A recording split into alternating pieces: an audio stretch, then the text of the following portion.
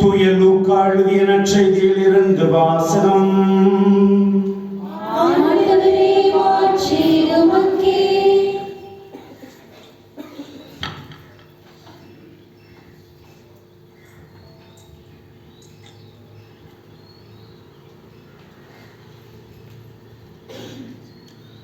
வாரத்தின் முதல் நாள் சீடர்களுள் இருவர் ஜெருசலேமிலிருந்து ஏறத்தாழ 11 கிலோமீட்டர் தொலைவில் உள்ள ஒரு ஊருக்கு சென்று கொண்டிருந்தார்கள். அந்த ஊரின் பெயர் எம்மாவு. அவர்கள் அந்த நாட்களில் நடந்த நிகழ்ச்சிகள் அனைத்தையும் குறித்து ஒருவரோடு ஒருவர் உரையாடிக் கொண்டே சென்றார்கள்.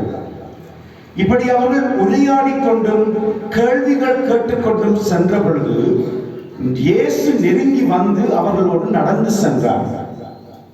ஆனால் அவர் யார் என்று அறிந்து உணராத முடியாதவாறு அவர்கள் கண்கள் மறைக்கப்பட்டிருந்தன. அவர் அவர்களை நோக்கி, வழி நெடுகிலும் நீங்கள் ஒருவரோடு ஒருவர் பேசிக்கொண்டிருப்பது என்ன என்று கேட்டார்.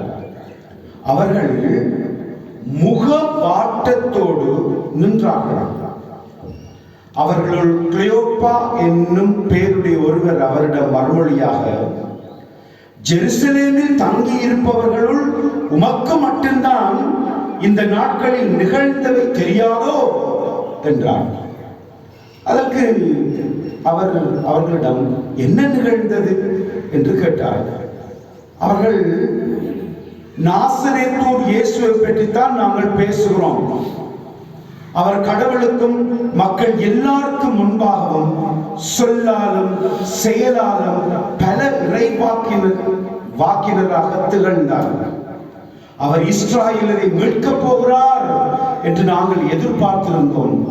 ஆனால் தலைமை குருக்களும் ஆட்சியாளர்களும் அவருக்கு மரண தண்டனை விதித்து சிலுவையில் அறைந்தார்கள். இவையெல்லாம் நிகழ்ந்து இன்றோடு 3 நாட்கள் ஆகின. ஆனால் இன்று எங்களை சார்ந்த பெண்களுள் சிலர் எங்களை மலைப்புக்குள்ளாக்கினார்கள். அவர்கள் விடியற் காலையில் கல்லறைக்கு சென்றார்கள். அவருடைய உடலை காணாது திரும்பி வந்து வானதூதரை கண்டதாகவும் இயேசு உயிரோடு இருக்கிறார் என்று அவர்கள் கூறியதாகவும் சொன்னார்கள். எங்களோடு இருந்தவர்கள் சிலரும் கல்லறைக்கு சென்று அந்த பெண்கள் சொன்னவாறு இருக்க கண்டார்கள். ஆனால் அவர்கள் இயேசுவை காணவில்லை என்றார்கள். இயேசு அவர்களை நோக்கி, அறிவிலிகளே, இறைவாக்கினர்கள் உரைத்த எல்லாவற்றையும் நம்ப இயலாத மந்த புத்தி உள்ளவர்களே, மெசியா தாம் ஆட்சி அடைவதற்கு முன் இந்த துன்பங்களை பட வேண்டும் அல்லவா? மேலும் மோயிசன் முதல் இறைவாக்கினர் அனைவரின் நூல்களிலும் தம்மை குறித்து எழுதப்பட்டுள்ள யாவற்றையும் அவர் அவர்களுக்கு விளக்கமாக சொல்லிக் கொடுத்தார். அவர்கள் தாங்கள் போக வேண்டிய ஊரை நெருங்கி வந்து விட்டதாக காண்பித்தார்கள். அவ்வாறோ இயேசுவோ அவர் அதற்கு அப்பால் போகிறவர் போல் காட்டிக் கொண்டார்.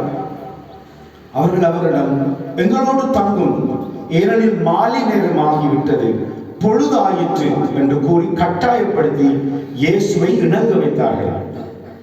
அவர் அங்கு தங்குமாறு அவர்களோடு சென்றார். அவர்களோடு அவர் பந்தியில் அமர்ந்திருந்த பொழுது அப்பத்தை எடுத்து கடவுளை போற்றி பிட்டு அவர்களுக்கு கொடுத்தார். அப்போது அவர்கள் கண்கள் திறக்கப்பட்டன. அவர்களும் இயேசுவை அடையாளம் கண்டு கொண்டார்கள். உடனே அவர் அவர்களிடமிருந்து மறைந்து போனார். அப்போது அவர்கள் ஒருவரை ஒருவர் நோக்கி, வழியில் அவர் நம்மோடு பேசி மறைநூலை விளக்கும் பொழுது நம் உள்ளம் பற்றி எரியவில்லையா என்று பேசிக்கொண்டார்கள். அந்த நேரமே புறப்பட்டு எருசலேமுக்கு போனார்கள். அங்கே 11 அவர்களோடு இருந்தவர்களை கண்டார்கள்.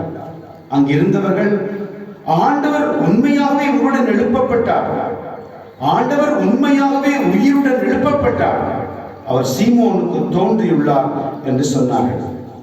அவர் வழியில் நிகழ்ந்தவற்றையும் அவர் அப்பத்தை பெற்றுக் கொடுத்த பொழுது அவரை கண்டு கொண்டதையும் அங்கிருந்தவர்களுக்கு எடுத்துச் சொன்னார்கள். கிறிஸ்து வழங்கும் நற்செய்தி. கிறிஸ்துவே உமக்கு புகழ்.